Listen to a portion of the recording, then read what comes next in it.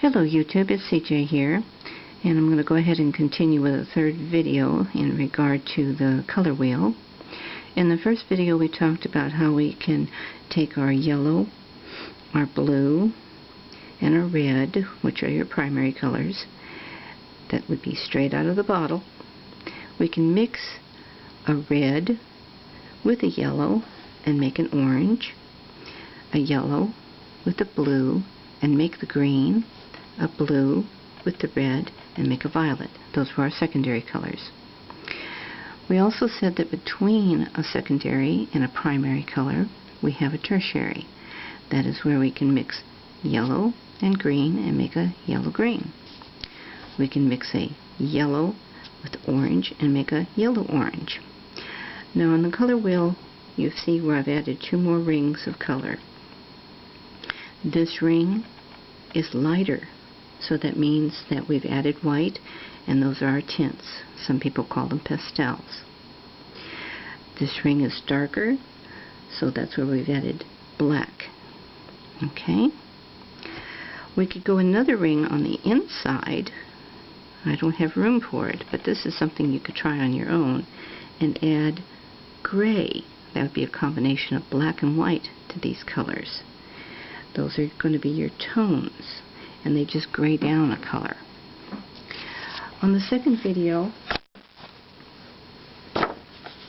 we actually made a project like this. From the sheets of index cards, we punched out the flowers and made a little vase. We talked about how we can create layers of colors for the flowers. And I'm going to try to also talk about another project that we can do, simple, so that you can do this with your kids or just do it at home for fun. Let's go back to talking about the tints and the shades. Okay, we said that with a tint where you've added white and a shade where you've added black, that's what's going to create that part of the color wheel. I've also added just a little bit of extender. This is the Deco Art Traditions extender. It really helps in keeping the paint from drying out too quickly. My white is the opaque white. My black is the carbon black.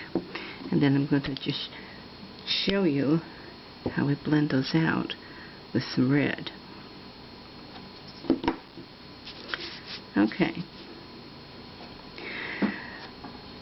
These are palette knives, and there's a lot of different sizes. You can get them in, the metal, or you can get them in plastic. I have another smaller one, but it's, I don't know, I think it's ran away for right now. I'm going to go ahead and blend some paint together like this. I'll put some red out here. I'll pick up a little bit of the white. And notice I'm not sticking it right in the center of the red. I put it off to the side a little bit. That way I can blend it out easier. In the classroom, we would have different little projects to do with the kids. And one of them would be to do a blending chart where you just blend it out. And you just take your colors and you just kind of wiggle them together like this. And you can see where I've got most of my red up here, and it's gotten lighter with the white. And right here in between, I've got a real nice kind of a pink color. So I could do that with the project by going like this. I start off like this, touch it again, go like this. And the kids really love doing this. Actually, I love doing it too.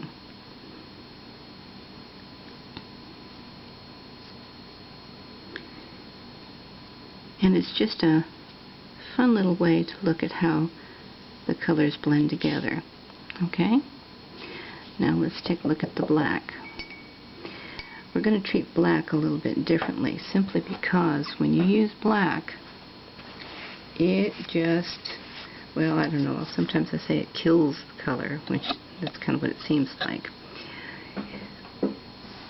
When I put paint out for the kids to use, I really, really stress that they need to use their black very sparingly. And I'll show you why.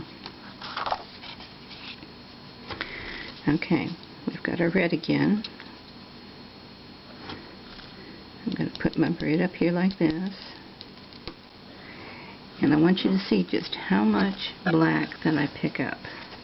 It's not going to be very much. I'm going to pick up just about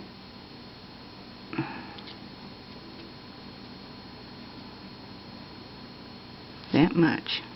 A lot less than I did on the white. Okay, I'm going to set it on the side like I did before.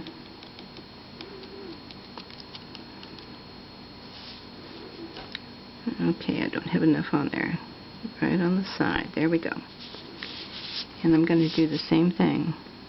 I want to take and blend it out. So I'm going to come in here like this, and you can see how it just, see how that darkens that paint so quickly? It's harder to do a blending exercise with the black than it is with the white. It really takes some patience. Let's see if we can go to this other sheet here where I've got a little more room, and we'll try that again. This color, if you look at it, is kind of in between a burgundy, and a maroon color. It's a real nice darker red if you're trying to get a dark red. Okay, I'm going to put my red over here, and we'll try that blending exercise again. See if I can cross hatch it.